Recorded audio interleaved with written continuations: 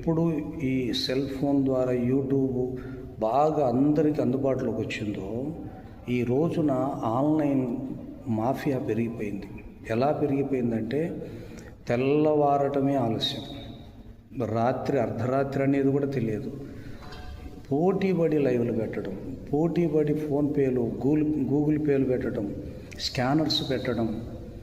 నిజంగా వాళ్ళకు వాక్యం ప్రపంచానికి అందించాలని ఆశ ఉంటే వాళ్ళకు ఒక సంఘం ఉంటుంది, వాళ్ళకు ఒక సహవాసం ఉంటుంది. ఆ ప్రజలు వెనక ఉండి ఆ దైవజనునికి సపోర్ట్ చేస్తారు, ఆర్థికంగా చేస్తారు. అలాగే అన్ని స్థితుల్లో వారు వెనుకుంటారు కదా. మందని కాయవాడు మంద పాలు తాగాలి, మందల పాలు కాదు. మందికి సంబంధించినట్టు ఇతరులకు సంబంధించిన సంఘాల పాలు పిండటం కాదు, అది దొంగ అంటారు. మీరు రైతు కుటుంబాలు తెలుసు, లేకపోతే ఏదైనా మనకు సంబంధించినటువంటి ఒక కోడో లేకపోతే ఒక గేదో ఏదైనా ఉంటే అది మనకు సంబంధించింది కదా.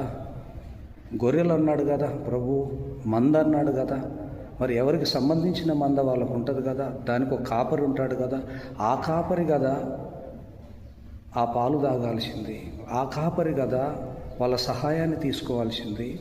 మరి వీళ్ళు ఎక్కడో ఉంటారు, చక్కగా కోటు సూట్ వేసుకొని షూట్ కొరకు సిద్ధపడతారు.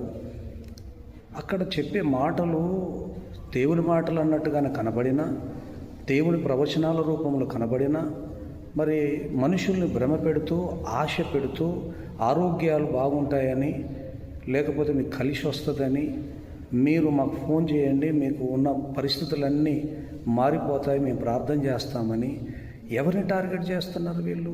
అన్యజనులను కాదు. ఆల్రెడీ సంఘాలుగా కూడుకొని ఒక దైవజనుడు, ఒక కాపరి, ఒక సంఘముగా కొనసాగుతున్న వారిలో నుంచే కదా వీళ్ళు వాళ్ళ వైపు తిప్పుకునేది. ఇప్పుడు లక్షల మంది ఫాలోవర్సు, మిలియన్ల మంది ఫాలోవర్స్ని పెట్టుకొని వీళ్ళకి నిద్ర పట్టట్లేదు. పొద్దున్న ఈరోజు ఏం చేద్దాం, ఈరోజు వాళ్ళ నుండి ఎలా డబ్బు సంపాదించుకున్నాం, లాగేద్దాం అని.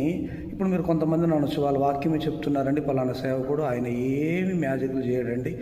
కొంతమంది ఉన్నారు, వాళ్ళని మేము ఫాలో కాము, వాళ్ళని ఫాలో అయ్యేవారు కొంచెం తెలివి తక్కువలు, కానీ మేము చాలా తెలివి కలిగిన వాళ్ళం, మేము వాక్యం చెప్పే అయ్యగారినే ఫాలో అవుతాం. మీ అయ్యగారు వాక్యం చెప్పడా? మీ సంఘంలో వాక్యం ఉండదా? మీ దైవజనులు వాక్యం చెప్పరా? ఆయన చెప్పేది వాక్యం కాదా? ఒకవేళ చదువు తక్కువ ఉండొచ్చు, కానీ దేవుడు మాట్లాడతాడు కదా, ఆయన కాదు కదా మాట్లాడేది. డిగ్రీలు చేసిన పెద్ద పెద్ద సేవకులు ఉండొచ్చు, వాళ్ళలో నుంచి కూడా దేవుడే కదా మాట్లాడాల్సింది.